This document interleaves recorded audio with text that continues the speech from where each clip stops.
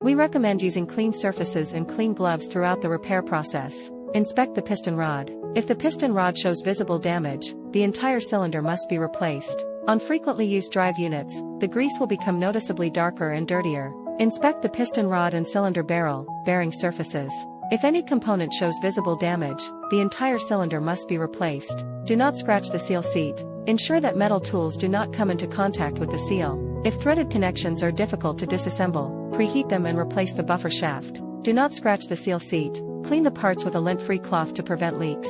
Apply grease to the seal seat and the scraper seal on the piston rod. Fill the space in contact with the piston rod, grease groove, with grease. Pay attention to the installation direction. The label should face outward. Use a round object to insert the seal. Do not damage the seal during insertion. Apply a small amount of grease to the O-ring to facilitate insertion. Apply a small amount of grease to the seal seat and buffer seal. Check the alignment of all components. The side of the piston with the groove should face the bearing end cap. Apply a small amount of grease to the inner surface of the cylinder barrel. Wipe off any excess grease. Insert the piston assembly into the cylinder barrel from the end coated with grease. Apply tape around the threads. This protects the seals and the bearing end cap.